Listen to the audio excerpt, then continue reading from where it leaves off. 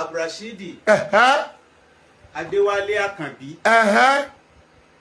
Olúwo gbogbo ayé lọ́rọ̀ rẹ̀ ó ti sú àwọn tọ̀ wọ́n wá di ilé wa lórí pé ni ó máa àti wáyé olúlògó ọmọ àti lọ rẹ̀ ọ̀rọ̀ náà ló wá délẹ̀ yìí àṣẹ tí mo fi ní Abdulrasheed máa bọ̀ wá jọba tó sì rí bẹ́ẹ̀ ìdàkejì àṣẹ torí ìdà ni àfipamọ́ tẹ́lẹ̀ ni wọ́n lásìkò yìí ọba adé yìí tọ́dalẹ̀ Yorùbá rúdé yìí tí wọ́n ń gbé àlákí fáwa tí wọ́n ń gbé àwa la gbé ọ̀ràn wá fún àwọn ọmọlẹ̀ Yorùbá Abdulrasheed Adéwálé Àkànbí yóò wá dìde ńlẹ̀ máa lọ ọ̀rọ̀ rẹ̀ kù. yóò kúrò lórí ìwé.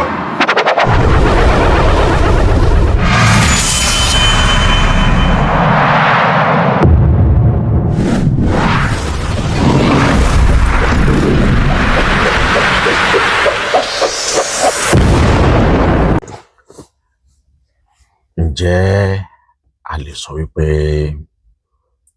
ọba Abdulrasheed Adéwálé Àkànbí ǹjẹ́ a lè sọ wípé ó mọ̀ọ́mọ̀ láti dá ilẹ̀ Kóòtù Òjìrè rú, ó mọ̀ọ́mọ̀ láti dá wàhálà ìjẹ̀ṣin sílẹ̀ ní ilẹ̀ Kóòtù Òjìrè?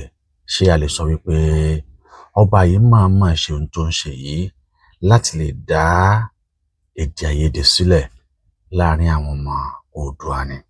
Nítorí pé Yorùbá ní òbẹ́nìkan jà fi ọwọ́ gun gbélé lójú. Tó bá jẹ́ pé lóòótọ́ ni Olúwo bá mọ̀ wípé àwọn ọ̀rọ̀ tó ń sọ yìí, àwọn àbùkù tó ń fi kan wọn nìyí, lóòótọ́ ló ní ẹ̀rí, mi ò rò pé ó yẹ kí ẹ̀rọ tún bà mọ́. Bó tilẹ̀ jẹ́ wípé àwọn ìgbìmọ̀ kan ti fún ní 21 days láti mú ẹ̀rí jáde. Àmọ́ ibi tí mo ń lọ kọ́ nìyẹn. Ibi tí mo ń lọ ni pé kéèyàn máa fẹ́ da ilẹ̀ Yorùbá ibi tí wọ́n ti bí ọ, kó o sì máa fẹ́ dàrú, kó o fẹ́ lo ìjẹ̀ṣin láti dàrú. Eléyìí ló ń tún kọ mí lóminú. Àwa ni ọba yìí gbà wípé Ọọ̀ni ò tóun, Ọọ̀ni ò jù ú lọ, ó ló ń fi Ọọ̀ni jẹ. Àmọ́ àwọn ẹ̀rí kan fi yé wa wípé ẹlẹ́nu méjì ni Rasheed. Ó sọ àwọn ọ̀rọ̀ kan nígbà kan wípé Ilé Ifẹ̀ ni orísun ibi tí ìran Yorùbá ti wá. Ilé Ifẹ̀ sì ni ibi tí òun gẹ́gẹ́ ti ṣẹ̀ wá. Gbogbo adé táwọn sì ń dé lónìí láti Ilé Ifẹ̀ ni adé ọ̀hún ti wá, àti wípé adé tí Ọọ̀ni ń dé yìí òun náà ni adé tí ó ju gbogbo adé lọ nílẹ̀ Yorùbá. They tend to create things, but me and Ọọ̀ni do talk. We have a very good relationship. We are, you know, he's the head of all kings in Yoruba land. Okay. That's the source. So it doesn't matter what anybody says. The Ife is the source of all crowns. Ife, that's where Oduduwa lived and got his crown from. Every other king that is from ancient town is a prince from Ife. I am a prince in Ife. Every other crown that you see, and there is an ancient crown in Yoruba land, is a prince from Ife. So, the crown he's wearing is the father of all the crowns. So, it doesn't matter what anybody says. It doesn't matter where you go, and I'm establishing my domain here. And you are doing a wonderful. And I'm doing a wonderful. I'm writing my own history. It doesn't matter. Oromio has written his own history, and as a great king in Yoruba land, but he can be greater than his grandfather. And Oba Bini has written history, the great Bini kingdom. Owa, Orangun, they've wrote. These are. I'm writing my own history now, and I'm moving. I'm writing my own history. I'm moving in time, and I will be one of the greatest kings. Amen. I'm an emperor now. Yes, sir. So I'm one of the greatest kings. Yes, And after ọmọ òdodo, ó sì ń da nǹkan rú látàrí ní tó fẹ́ jẹ àti ní tó fẹ́ jẹ, ó sì ń ba nǹkan jẹ́. Irú ọba wo ni ká ti pe ọba tó mọ̀ọ́mọ̀ tó ń ba ìran ẹ̀ jẹ́? Irú ọba wo ni ká ti pe ọba tó mọ̀ọ́mọ̀ tó ń tàpá sí ìran ẹ̀? Ọbalúfẹ̀ jáde, àwọn náà sọ̀rọ̀, kódà àwọn yànnàná bí Ọọ̀ni ṣe gbé mọ́tò fún Olúwo nígbà tá a fẹ́ ṣe coronation fún. Mọ́tò tí Olúwo fi ṣe coronation, Ọọ̀ni ló gbé fún. Wọ́n ní lẹ́yìn ọ̀sẹ̀ kan, òun náà ní Ọọ̀ni tó fún ní 2.5 million.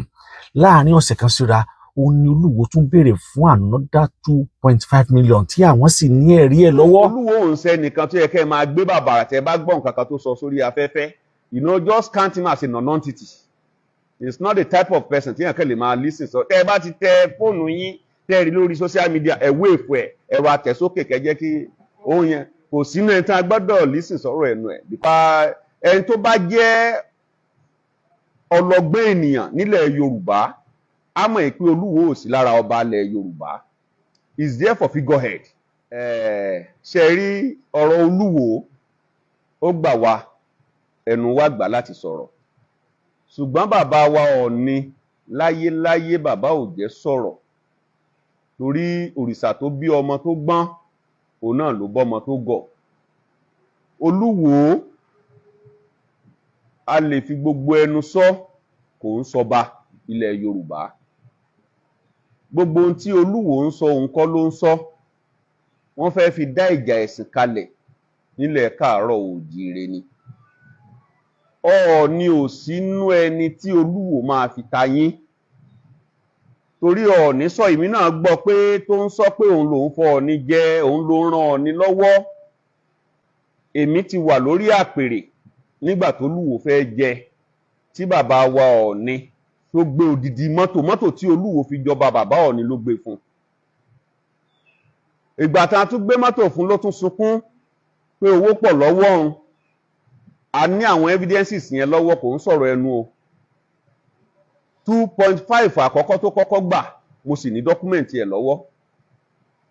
Nígbà tó tún máa tọ́sẹ̀ kejì 2.5 another one tó tún gbà mo sì ní evidence láti proof fún gbogbo ayé lọ́wọ́. Ṣùgbọ́n Olúwo tẹ́ bá ti réyàn tó ń sọ̀rọ̀ bẹ́ẹ̀. Ìwé ẹ̀rí tí wọ́n ń sọ yìí wọ́n ní lọ́wọ́. Ǹjẹ́ Olúwo ṣetán láti gbé Ọbalúfẹ̀ lọ sí ilé ẹjọ́ wípé ó parọ́ mọ́ òun wípé òun gba 1.2 million àkọ́kọ́, àbí sorry 2.5 million àkọ́kọ́, 2.5 million ẹlẹ́ẹ̀kejì, 2.5 million lọ́sẹ̀ kìíní, 2.5 million lọ́sẹ̀ kejì. Ṣé Olúwo ǹjẹ́ yóò gbé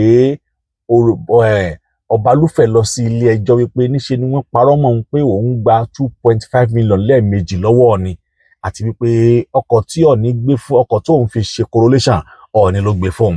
Ǹjẹ́ ṣe f'Olúwo láti gbé wọn lọ sí ilé ẹjọ́ wípé wọ́n parọ́ mọ́ òun? Torí pé àwọn ti sọ f'Olúwo pé tí ò bá tètè jáde láàárín 21 days, àwọn ṣetán àti gbé lọ ilé ẹjọ́ pẹ̀lú ọ̀rọ̀ tó sọ. Ibí yìí láti wò wípé ṣé ọba lẹ́ni yìí lóòótọ́ ni àbí Olúwo máa fẹ́ da ilẹ̀ yìí. 2.5 àkọ́kọ́ tó kọ́kọ́ gbà mo sì ní dọ́kúmẹ̀ntì ẹ̀ lọ́wọ́.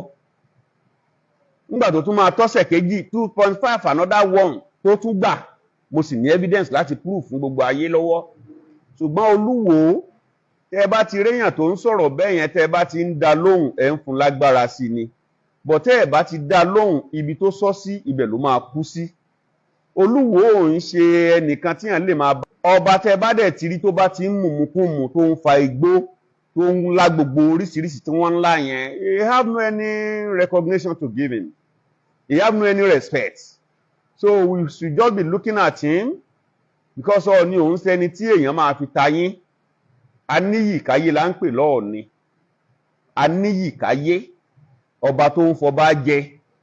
Gbogbo adé tó Olúwo dé ńbo ló ti gbà lọ.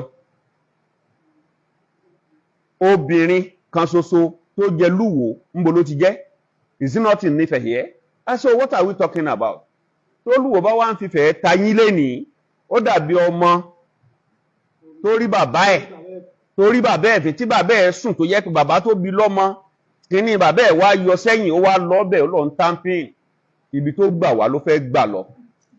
First amúgbó ni.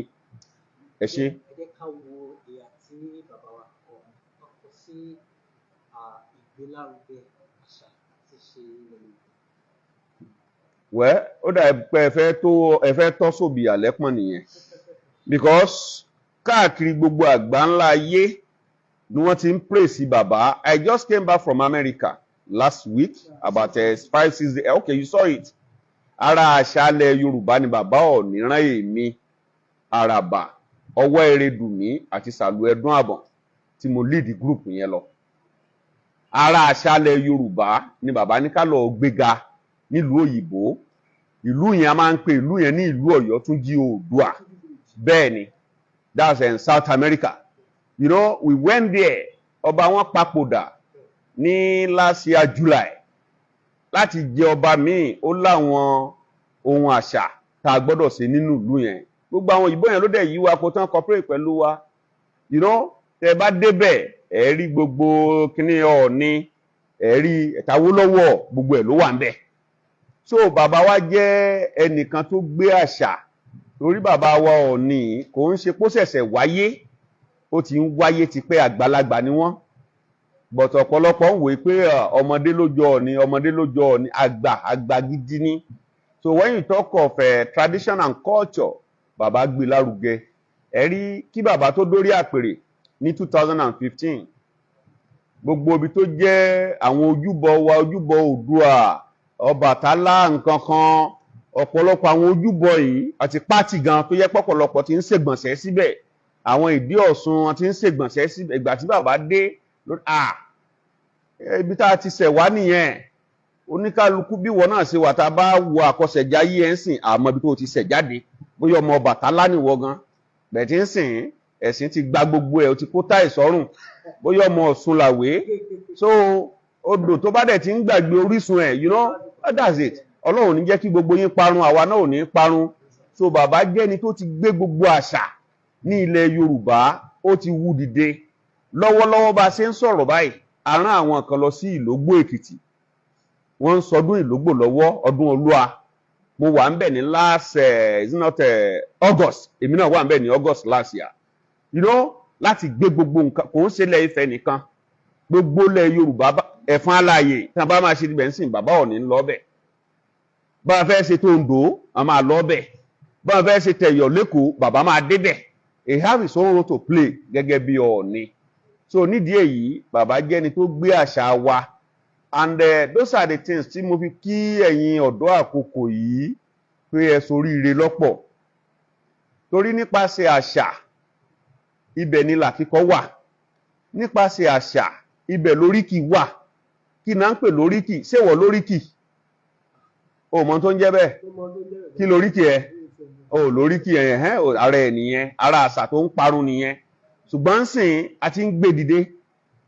Oríkì jẹ́ ohun tí a fi máa ń rẹ ọmọ lẹ́kún, àbí tó ọmọ bá ṣe ohun ìwúrí, tá a bá kì í, inú ẹ̀ á dùn, omi á bọ́ lójú ẹ̀, á tún lè ṣe ju ohun tó ti ń ṣe yẹn lọ. Tá a bá rọ́mọdé tó ń sọkún, you know, àmọ́ tó ṣe tí ìyá ẹ̀ bá gbé, wọ́n á kì oríkì bọ́ lára. Tán bá ti ń kì tán kì, á bẹ̀rẹ̀ sí mí sínú, á máa mí sókè, á máa mí sí inú ẹ̀ ń dùn nìyẹn pé ara ẹ̀ ń balẹ̀ torí pé wọ́n kì lóríkì. Bọ̀ ẹ̀yin ọmọ òde ní ń sìn, ẹ kàn ń bímọ ni, mọ̀ tó ń jóríkì. Tó bá ti bímọ bẹ́ẹ̀ yẹn, ẹ máa gbé, ìyá ẹ̀ á gbé lọ sí ẹni tá ń pè ní ìyáálé ilé. Ìyáálé ilé ti moríkì tó máa fún tó fi máa yá. Oríkì tí wọ́n bá fọ́mọ ẹ, ó máa yàtọ̀ sóríkì ọmọ tiẹ̀. So ti yẹ ń sìn, oríkì tèmi ń sìn, ó póríṣì méjì mẹ́ta. Ó fẹ́ gbóríkì ọba. Àdúrà wa gbà.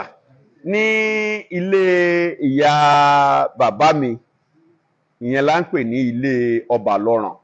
Torí a kì í nílé ìyá ká mọ̀ ní ti bàbá. Ilé ìyá bàbá mi yẹn, ọmọ ọba náà ni mí ń bẹ̀. Bọ̀ torí pé a jẹ́ ọmọ obìnrin ń bẹ̀. Tí wọ́n bá máa kì mí ń bẹ̀ yẹn, wọ́n á ní gbágìrì, òríjà mọ́kọ̀, ajẹgba àkàrà mọ́ mu mi, orí ìjà, ẹni tó ríjà tí ó kọ̀. Arógun má ti dìná ń pè bẹ́ẹ̀, pé kò sí irú ogun tó lè dìde, kò ní í sá. Òríjà mọ́kọ̀, ajẹgba àkàrà mọ́ mu mi. Ó mọ̀ pé ẹni tó bá ti ń jẹgba àkàrà tí ò mu mi, inú ẹ̀ máa le díẹ̀ nìyẹn. Ẹ̀bẹ̀ inú tèmi ò le o. Nílé bàbá mi ń bí ọmọ ọ̀rún tó lómi méjì tó tìkù mọ́kàn, eléyìí tá a ti kùn mọ́ oríkì yẹn ṣe lọ nìyẹn. Tẹ́ ẹ bá ti wá ń kí àwọn oríkì yẹn kò sírú bí tension yẹn ṣe lè high tó lára ẹ̀, it will calm down, it will gradually orí ẹ̀ máa wú pé èmi ni wọ́n ń kì báyìí, ìwọ gan feel important pé no kó wà recognize. So those are the things. A máa dá àṣà yẹn padà báyìí o, ẹ gbọ́dọ̀ lọ sílé yín pé mọ́mì mi kí lóríkì mi gan, tí ẹ bá tí ì fún mi tẹ́lẹ̀ ẹ máa fún mi báyìí o, mo láìkì oríkì kémi náà lè máa fáwọn ọmọ mi. God bless you. Tí àwọn ní ẹ̀rí àwọn nǹkan wọ̀nyí lọ́wọ́, ṣé eléyìí òun náà ni tí Olúwo wá rí ni, àbí ńgbà tí àwọn nǹkan yìí ò wá bó ṣe yẹ kó wá mọ́? Nítorí pé gbogbo àwọn tí wọ́n ń gbìyànjú láti ran Olúwo lọ́wọ́, gbogbo àwọn tí wọ́n ṣàánú Olúwo padà wá ń dẹni àbùkù, ló padà wá ń bẹnu àbùkù lù. Bàbá Ògúndòkun sọ ọ̀pọ̀lọpọ̀ ọ̀rọ̀ ohun tí ojú wọn rí lọ́wọ́ ẹ̀. Bàbá Ògúndòkun ṣàlàyé bí àwọn ṣe ń fún arákùnrin yìí ní 500,000 every week. Àbáni wípé nígbà tó dé àwọn èèyàn ò tẹ́wọ́ gbà, wọ́n tẹ́wọ́ gbà ọ́ bó tilẹ̀ jẹ́ wípé ìjọba ìpínlẹ̀ Ọ̀ṣun láyé Arẹ́gbẹ́ṣọlá ló fi tipátipá fi tìpọ́ntìpọ́n ti kúkú mú wọn lọ́rùn pé dandan kí wọ́n fi ọjọba. Yorùbá sì ní òbẹ́fọ̀n lábàtà òròpómi lómi kú. Tí èèyàn ò bá ṣe wàhálà, tí èèyàn ò bá ṣiṣẹ́ fún, èèyàn ò kí mọ̀ wúrú ẹ̀. Yorùbá sọ wípé apá lára báyìí egun kádìsì ní iye kan, torí pé ohun tá a bá ṣiṣẹ́ fún òní ń pẹ́ lọ́wọ́ ẹni. Nígbà tó Olúwo ò ṣe wàhálà fún, tí ó làágùn fún, tí ó fìtínà fún láti dé ipò tó wà, tó pé ó kàn rí lọ́fẹ̀ẹ́ ó sì jẹ́ lọ́fẹ̀ẹ́, ó ní ò jẹ́ kí Olúwo mọ iye àpòrí àpèrè tó wà. Torí pé tó bá jẹ́ pé níṣe Olúwo, níṣe ló jà fún, níṣe lójú ẹ̀ rí tó, níṣe ni apá ẹ̀ rí tó, níṣe ló làágùn, níṣe ló bribe àwọn lọ́ba àwọn afọbajẹ kọ̀ọ̀kan kó tó di kó débẹ̀ ni, kí bá mọ iye ibi tó wà. Àmọ́ Olúwo bá níbẹ̀ ni, torí pé Olúwo kan sọ pé òun ò wọ ìpẹ̀bí, gbogbo ètò tí ọba ń ṣe pátápátá kò sílè tó ń ṣe nínú ẹ̀. Ẹ wá sọ fún mi, ọba tí ò wọ ìpẹ̀bí, ọba tí ò ṣe orò ìpẹ̀bí, ọba tí ò gbàṣẹ, ọba tí ò kọ́ ìtàn, tí ò mọ ìtàn, ọba tí wọn kọ́, ọba tí àwọn ancestry tó ti lọ tí wọn ò wá visit, báwo lẹ ṣe fẹ́ kí irú ọba bẹ́ẹ̀, báwo lẹ ṣe fẹ́ kó ṣèlú? Dájúdájú irú ọba bẹ́ẹ̀ yóò dàlúrú, yóò bàlújẹ́, yóò ṣayé ìlú báṣubàṣu. Ọba tó bá jẹ́ wípé ó bá ti ń gbìyànjú àti da ìran ẹ̀rú, ọba tó bá jẹ́ pé gbogbo ìgbìyànjú ẹ̀ òun náà ni láti dojú ìran ẹ̀ bolẹ̀, dájúdájú irú ọba bẹ́ẹ̀ ò kì í ṣọba ńlẹ̀ Yorùbá. A jẹ́ pé irú àwọn ọba tá a fẹ́ kí Olódùmarè kó mú kúrò ni.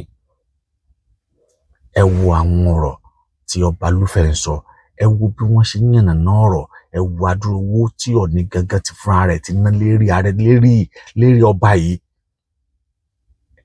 Nínú àwọn ọ̀pọ̀lọpọ̀ ọ̀rọ̀ tá a gbọ́ pé bàbá Ọọ̀ni gan ló jẹ́, bàbá tó bí Ọọ̀ni òun ló jẹ́ kí Olúwo ló jẹ́ kó ka ìwọ̀nba ìwé tó ka ẹ̀. Nínú àwọn ọ̀rọ̀ tá a gbọ́, nítorí pé Yorùbá ní ọmọ sàn òun náà ni Olúwo, èyí tí ń kó pọ́npọ́ báyà ẹ̀. Nítorí pé àwọn ọ̀rọ̀ tí Olúwo sọ yìí ó jẹ́ kí àwọn nǹkan tó farasin, ó jẹ́ kí àwọn ọ̀rọ̀ àṣírí ó jẹ́ kó bẹ̀rẹ̀ sí ní tú síta.